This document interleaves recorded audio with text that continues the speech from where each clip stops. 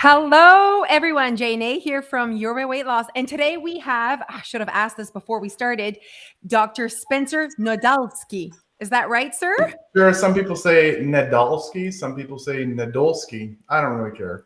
Whatever. Je suis française. Moi, c'est Nadolsky. Nadolsky. I like it. Oh my gosh. First of all, we just want to say thank you so much. We know that you are a busy guy and time is our most precious resource. So we cannot, we can't believe you said yes. I had to make one fewer memes this week than I would, but I mean, the internet is going to be sad. When I sent you the email and you responded and you're like, yeah, sure. I was like, took a screenshot, sent it to Alicia. I'm like, he said yes in like an hour. It was amazing. So thank you so much. We appreciate it. We're getting some really good guests on our podcast, and you are certainly one that we're excited about. So thank you for being here. Of course. Leash, did you want to have a fangirl moment? Is that what's happening? Sure. I just wanted to take a minute to just say how much we appreciate the way that you show up on the internet. And I mean, especially that you're a doctor. It's so amazing. I love the way that you make fun of everything. But then obviously in your captions, you explain it. And I know that your intention behind posts is not to make people feel bad. Right. Your intention. Sometimes it does, though. I know. I actually was wondering that. I was like, I wonder if he presses post and then what happens? Do you walk away? Do you watch the shitstorm? I do. I do. And then sometimes I'm like, oh, I guess I should have worded it this way. And sometimes I repost 6 months ago, new people follow me. So I find posts from 6 months ago that were pretty good. And then I actually remember, I always remember how people took it, and I have to change the wording the next time I do it because they're like, what about this? I'm like, oh, that's actually it's a pretty good point that I didn't say. So I adjusted. I don't want to make people, I actually want to make people maybe not feel bad, but go oh, what is this? And then I explain it, like you said, and try to make them understand I'm not actually a jerk. It might come across that way in a second, but anyway. I feel like your intentions are good. I think that your intentions are to stir the pot, and I think that you're doing a great job at it, and we are here for it. We absolutely love your posts. We share your posts often in our stories because they make us laugh, and also they're a fun way to share the message that we're trying to share. Sometimes we feel like, yes, he said it, and then we don't have to say he can take we don't have to say this. Let this guy say it. Yes, exactly. So anyway, we appreciate you on the internet.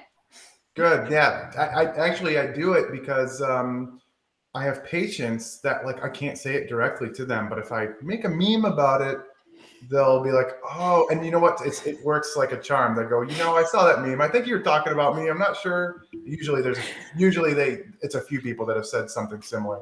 I can't even make up this stuff. It comes from followers or patients. It's just observant. And so anyway, it's a way to say, kind of be a little bit more direct, and it's a bad bedside manner, but then it's able to allow me to give a good bedside manner when they come to talk to me about it. See, we enjoy it because Youre Weight Loss is a self-awareness program. So when we that's our way to kind of, when we do lives, we're not talking to one particular person. It's anyone that's watching.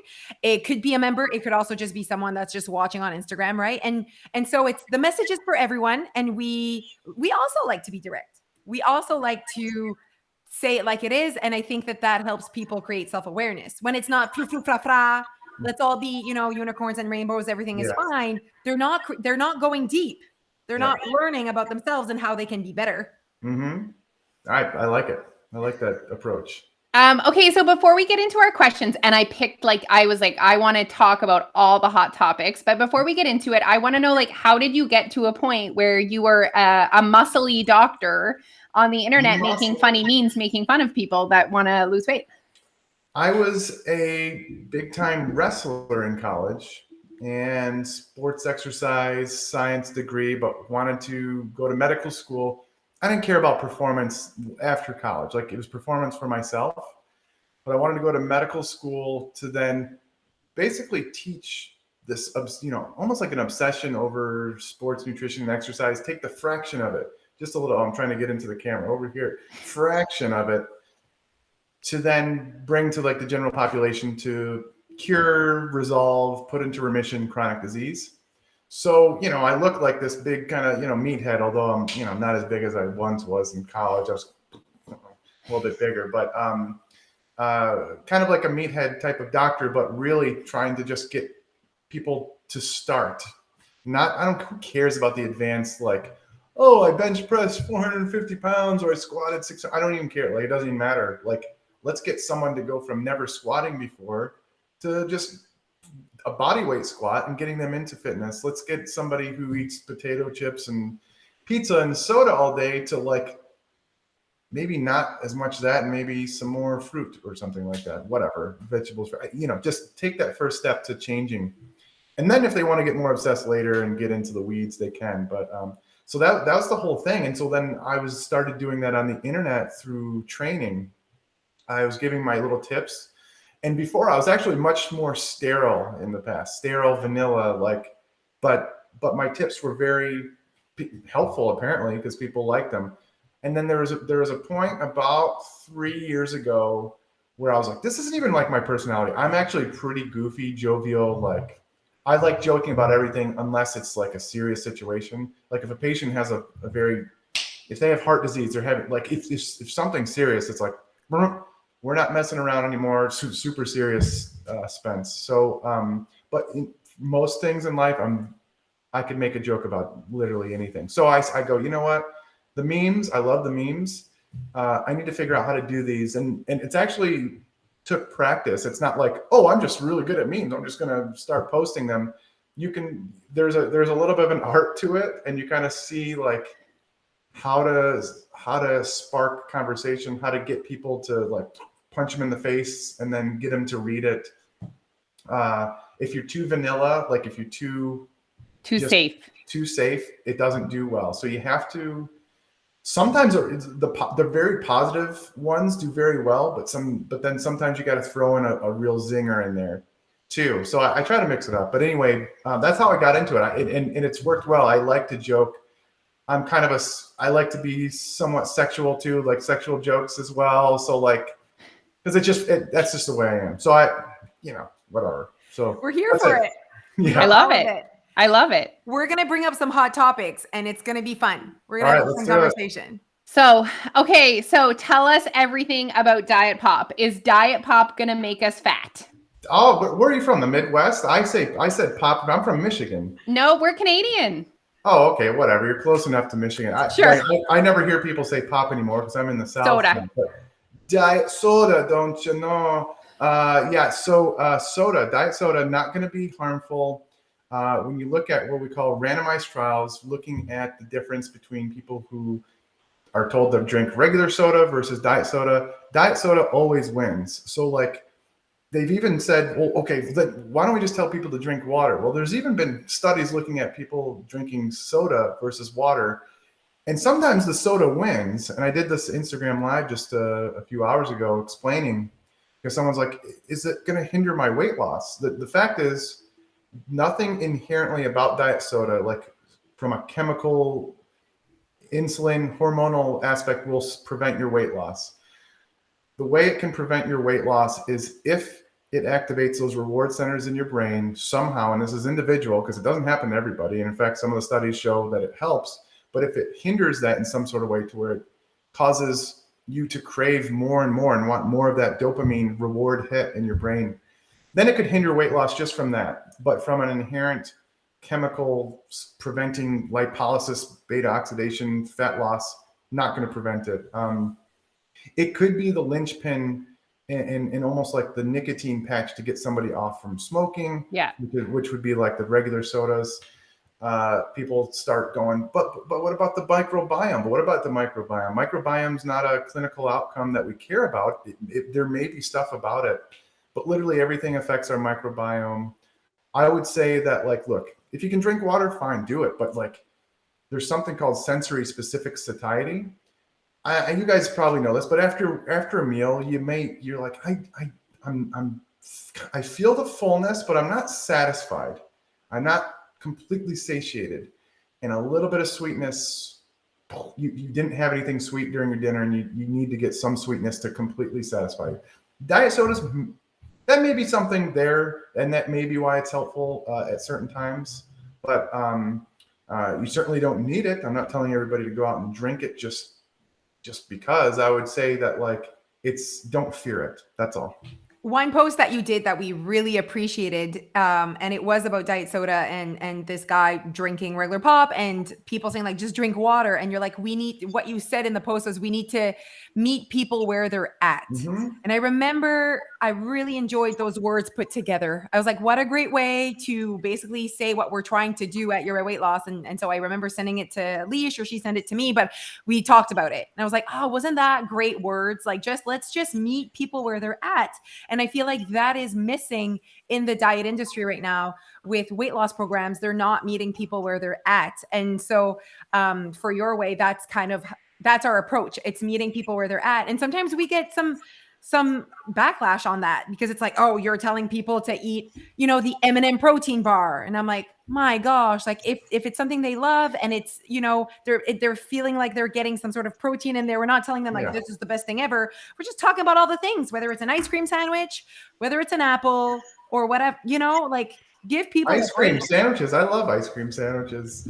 Oh my gosh, that's Jose's like life right now. She just crushes a couple a day. She just. Do you ever make your own chocolate chip cookies? Look, do you want to see my wrapper? Oh my gosh. You got to get 2 chocolate chip cookies and then put your own little vanilla in it and then smash it together. Spencer, we are one. We are soulmates. All right, let's do it. Okay. And so the pop, and I'm assuming that the pop thing comes from artificial sweeteners. And we've actually been talking a lot about artificial sweeteners lately because Jose loves her Splenda and her coffee. And my coffee mate. And we're basically, I mean, you got a lot of hate on the internet too for her creamer, right? Saying you do not have to drink your coffee black. Yeah. Anyway. It just doesn't matter. Like people are just, oh, the chemicals. Like what? What about it? Well, it's not natural. Well, there's a lot of things that aren't natural. We're looking at our iPhones. Like, oh, who cares? I loved your recent reels on just the white rice versus the other one. Brown. I don't even know what kind. Brown. What's the other one? There's like there's so much. There's so much. Can you tell how much I like? Oh my gosh. If you knew us, Spencer, after this, you need to go creep us and learn more about our personalities on the internet. But yeah, I'm the girl that does not cook and I eat ice cream sandwiches and I put Splenda in my coffee. And That's so, fine. yes, your platform makes me feel really good about myself. Good. I'm glad. Yeah. Like the thing is about, like you said, you're telling people to do it their own way. Some people they always like, I need a meal plan. I'm like, no, you don't. What are you talking about? Like tell me what to eat to lose fat. I'm like, well, there's like a million different there's more than a million possibilities of what to eat. Like what? So then I was like, I have to go through a progression of explaining how this all works to where you can do it your own way, as you guys explained. So I think that's the right way. I think you guys are doing it right. Oh, let's take that clip. That clip. What time did that happen at? That happened at 13 minutes, Alicia. Perfect. Oh, take it. Post it. You need to understand that we love when we find other humans that really share the same message, the same output out there in the world. And so and you are someone that has you're a big deal. So for you to come up and be like, yeah, I'm going to go on your podcast and you saying that we're doing it right, it's everything. Big deal. All right. Perfect. I'll take it. Okay, next question is one that we get asked all the time and we tell them over and over and over, but I don't think they believe us. But maybe because you have extra numbers, letters in front of your name, it's going to hit this time. Maybe. Is it possible that I don't eat enough and I go in starvation mode and I do not lose weight? It's a favorite myth I like to bust. So no, that's not actually how it happens. I mean, that's what people think. I need to eat more. So I'll just give you an example. I have multiple 300+ pound patients that come into me and go, I think I'm not eating enough. And of course, a horrible bedside manner would be like me just going, that is 100% not the problem here. But that's the truth. That's not the problem. There's nowhere in the history of the world with somebody with excess fat where they're not eating enough. That's flat out, that doesn't happen. So you go to the bad example, or the more insensitive example would be going to an actual starving country, right? It's like we've seen the commercials on the National Geographic, whatever, like donate money. So these people that are actually starving, you see these kids skin and bone. It's horrible. But why aren't they gaining fat? Because they clearly aren't eating enough. They're literally starving. They're malnourished, undernourished. So like when people say that, here's what's going on. As you lose weight, your metabolic rate goes down, your basal metabolic rate. So we have multiple components of what we call our total daily energy expenditure. We burn X amount of calories a day. A big chunk of that is how much we burn at baseline or at rest. Then we burn some more just by digesting food. Then we burn more maybe through purposeful exercise. Then the rest we basically burn through what we call non-exercise activity thermogenesis, or NEAT, as some people say. So me fidgeting right here, me going for a walk or whatever to the bathroom and all that stuff counts in there. So as you lose weight, your basal metabolic rate, part of that big chunk, it's 50, 60% usually of normal people, of how much you lose weight. That goes down, and that's simply because we're losing tissue. It doesn't matter if it's fat, doesn't matter if it's muscle, whatever. As we lose weight, no matter what, our basal metabolic rate goes down, because fat is actually metabolically active, not as much as muscle.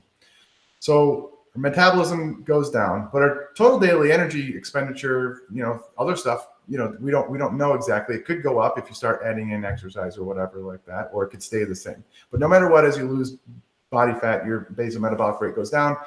And then there's something called metabolic adaptation, where if people lose a lot of weight, so for example, you two have lost 70 plus pounds, congratulations with the strong work. There's a big thing of not congratulating people for weight loss. You got to tell them, hey, you figure out that they purposely did it, and you tell them, hey, good job with the effort. So let's say I'm going to tell you guys good effort. Thanks. Not congratulations. Thank you. It's a nuance that might be important. Whatever.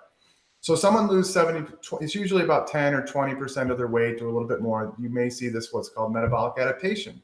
So people think of this as a starvation mode. Your metabolic rate goes down no matter what as you lose weight, but it can go down further than what's predicted based on how much mass you have, your lean body mass and all this other stuff. So I always use the example, you're burning 2,000 calories a day at baseline, you lose X amount of weight. Based on the calculations, you should be burning, let's say, 1,600 calories at baseline. But instead, when they actually test the person, they're burning 1,500 calories. So there's 100 calories per day that was lost to this metabolic adaptation. The thing is, when people say starvation mode, what they are saying is that their metabolic rate is now matching exactly how much they're eating. And in fact, what they're also saying is that the metabolic rate is going further down past what they're eating. And that doesn't actually happen. That never happens. It's never happened. What actually is happening is they're eating a lot more than they think. And this is it's a very difficult discussion to have. We have this discussion all the time. I would love for you, and I saw your meme, I would love for you to give us exact places where you see people eating consuming more calories than they realize. Yeah. So their perceived effort, they think they're still eating whatever I don't know, 1,500 calories, 1,200, I don't know, however many calories. They think they're eating that much. They are in this dieting mindset hamster wheel. They think they are dieting hard. And so who am I to tell them that you're not eating that much? Well, they aren't, but they think they are. So their effort is really high. So what happens is that subconsciously, appetite, whatever, hunger goes up. So for example, I'm cooking a meal for my kids with my wife, and okay, there's some chips here and there. You don't even notice. You grab a few things, I'm freaking hungry while I'm trying to cook. You grab a few of that. Boom, that's 50, maybe 50 calories. I don't know, could be 100. I'm not sure. Okay, in between of the day, you put a little bit more ketchup on something. Oh, you don't think that adds up? No, it's an extra 20, 30, 50 calories. Boom, now we're already up to 100 calories more than you think. And that happens all over the place, everywhere, to where most people are probably eating 20 to 50 or so more percent than they think they are. People think they're eating 1,200 calories, they're probably eating 2,000 calories. And it's hard because they're like, I'm trying, I weigh every morsel, I swear.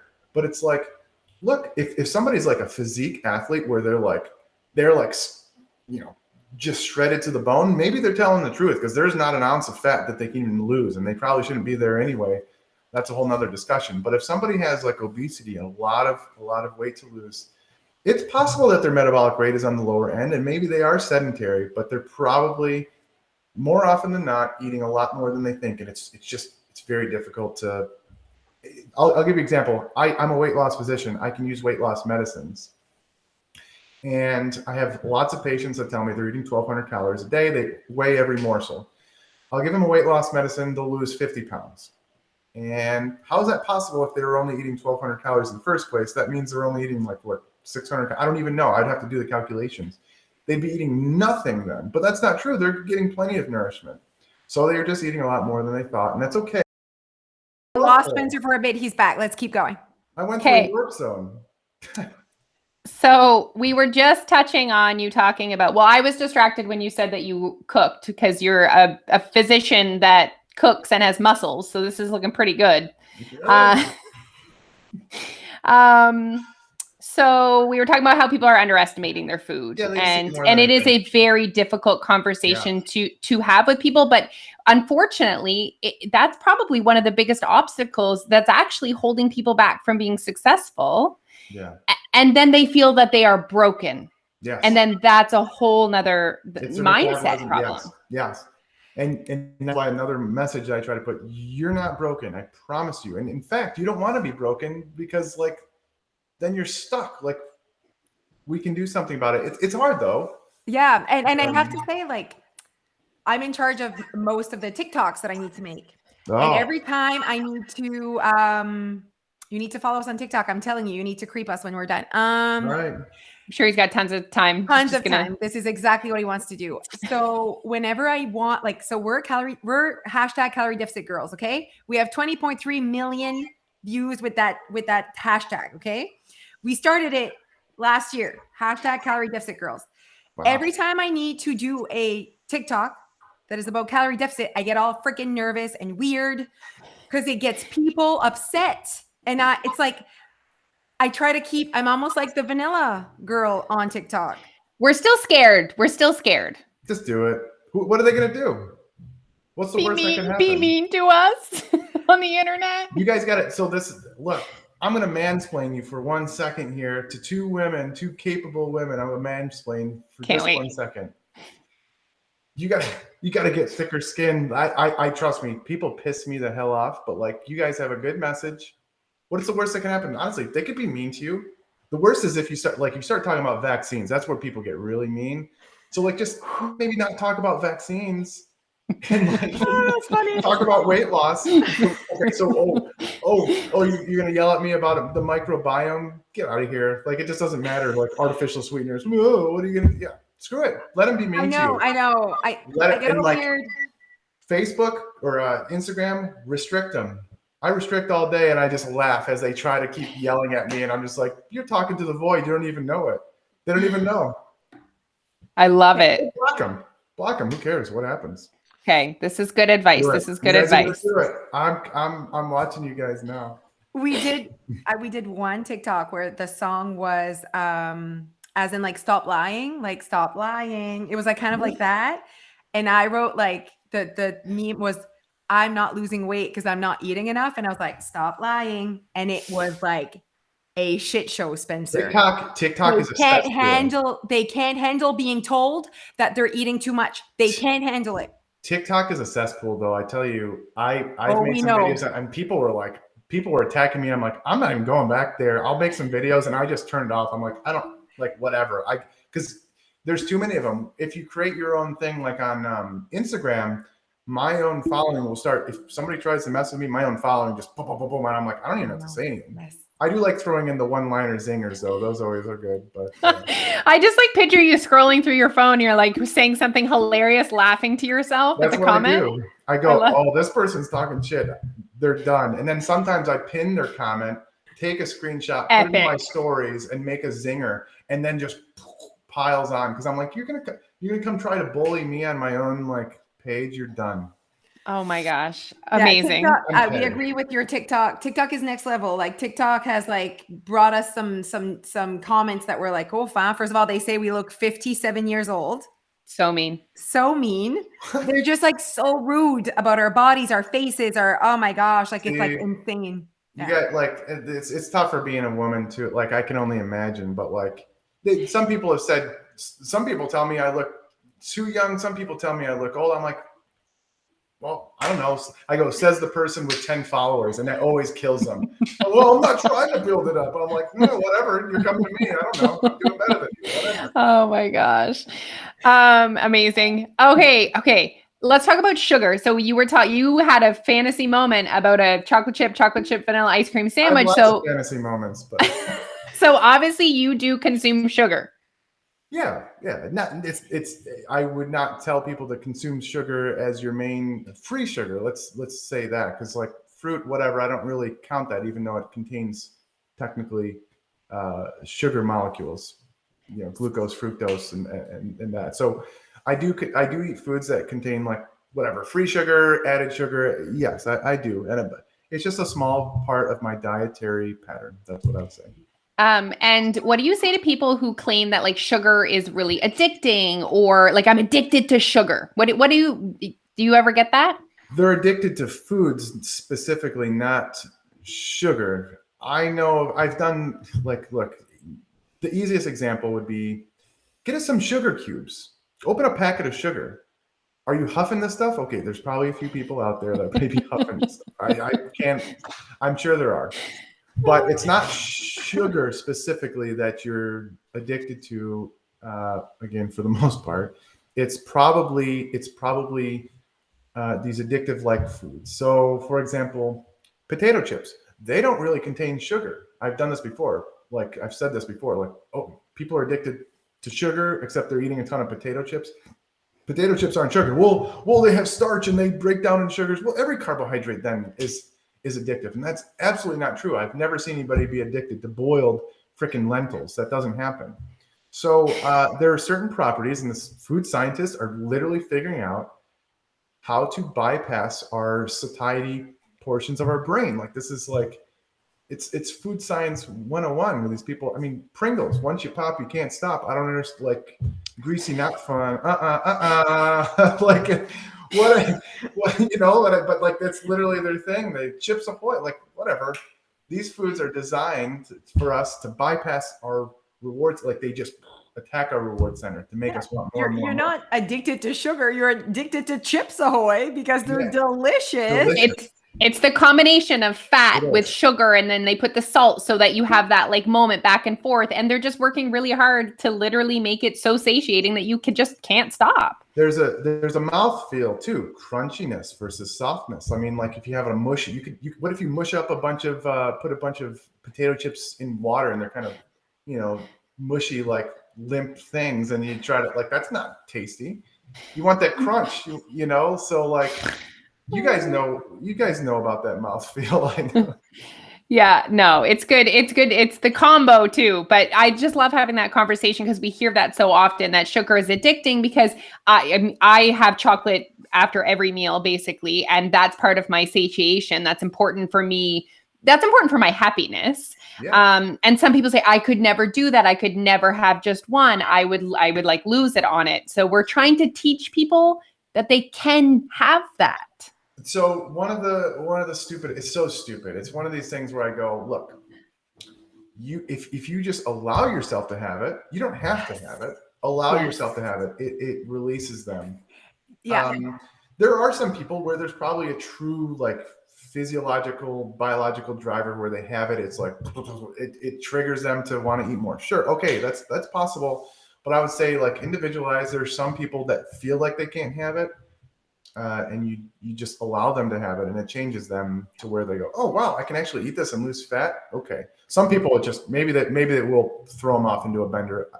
It depends on the person, but there's value for that conversation. We say that all the time, Leash. Like I feel like no one's talking about the value behind just let the rules go for a little bit, and you'll see yourself behaving differently. If you weren't so like can't have that, should have this, but just let go of the rules, and they're like, but then what do? I don't know. Live your life and see what you're going to actually choose. Like, stop always putting these like rules. They're not realizing that the rules are making them I can't stop at one. What? And even like, so I do a lot of TikToks about my ice cream sandwiches. I'm telling you, okay? And the humans love it. They love it. They're supporting me, okay? And one person commented, "See, I couldn't do that and not eat two." And I said, "Sometimes I eat two, sometimes I eat four. Like, so most of the time I stop at one, but I could. There's But you nothing could. wrong with eating four. Like, I could have four, fit it in my day, Yeah. move on. And I don't want four most of the time, but they're not seeing value in like, why can't you have two? Because you gave yourself that rule and then you want two now, but you'll see yourself not wanting. I don't want 4 ice cream sandwiches every day, like Every other day. every other day. Thank you. But we just see value in giving people decision making, and just like, as soon as someone says you can't drink wine, all I want to do is go get a liter of wine. You know what I mean? Yeah. So it's important that we don't have that moment. Okay, next question. Does keto defy physics? And because we've had people claim, but how can you explain? Because we were saying calorie deficit, they say, well, how can you explain that I was keto and not in a calorie deficit and still losing weight? Yeah, they're full of shit. So like it doesn't happen. They've done very rigorous metabolic ward studies to look at this. Metabolic ward, I mean, they're feeding them and they weigh and know every little morsel, ounce of food that goes into their body, and they know their metabolic rates, and they know the mixture of protein, carbs, and fat of what they're burning. It's very technical stuff. Goes beyond my pay grade, not pay grade, but it's just a different type of thing. I'm friends with all these guys that do this, but it's not actually true. What happens is that, first of all, right in the beginning, there's a glycogen depletion moment. You lose some water weight regardless. There's a diuretic effect. You don't have as much glycogen in maybe stores, and so water follows the glycogen in your muscles and liver, and then all of a sudden you don't have that. So there's a quick little weight loss effect. Then you're so restricted in the foods you can eat. So like if you're only if you cut out a complete macronutrient, that's one of 3, unless you count alcohol, like you cut out. We do. Macronutrient. Yeah. At Youre Weight Loss, we count alcohol. Yeah. So like if you cut out those carbohydrates, like you're extremely restricted. Then so like you can't have cookies or potato ice chips, cream sandwiches. Ice cream sandwiches. You can't have it. So you automatically put that up. You can't eat those stuff. So what happens though, some researchers believe that there is maybe a very slight metabolic advantage. It has nothing to do with the fat trapping in your adipose, like and becoming more lipolysis and more oxidation. They think there's maybe 50 calories a day you'll burn extra as you do that. So like it's all about restriction. They're eating a lot less than they think. Now they're eating a lot less than they think they are, which maybe that's a good thing for some people. And so great, you did keto. It didn't have any magical thermogenic properties per se, but it helps you because it actually kept you satiated. It kept you fuller longer, and fine, great. And it kept you away from the foods that for some reason you have troubles stopping when eating. Ice cream sandwiches, whatever. So no, it doesn't happen. So people they say that all the time. I still get it. I still see doctors say that. I'm like, yeah, things that didn't happen for 500, like that didn't happen. Also, like fasting, that seems to be one that people claim is going to be magical, but fasting just helps create a calorie deficit for some people, and therefore they lose weight. There's no magic in the fasting. Correct. It's a good way of finding of using time to then create a calorie deficit as opposed to just calories throughout the day. So if you shift your time of when you can eat, a lot of times you can't eat as much. So. For me, it was always about like, why do I need a word for how I'm eating when my neighbor who's never been overweight, doesn't do keto, doesn't have words to like explain his life?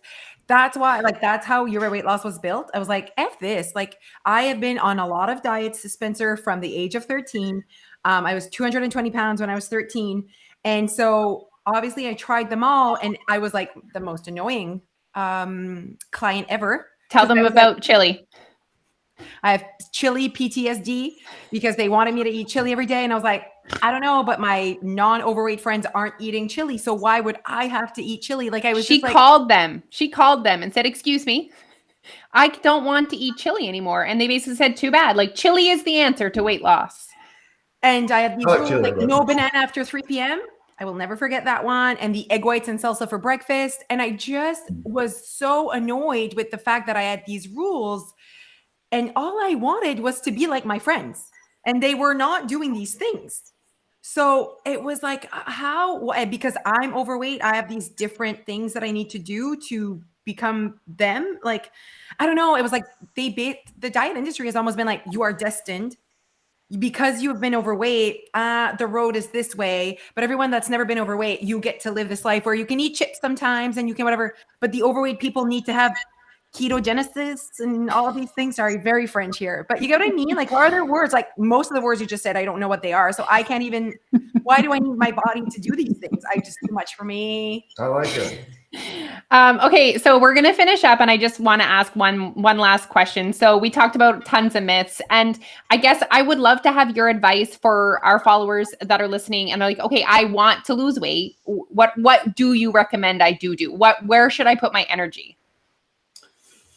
Yeah, so if you want to start, I usually tell people, think about the foods that are really filling, that are lower in calories.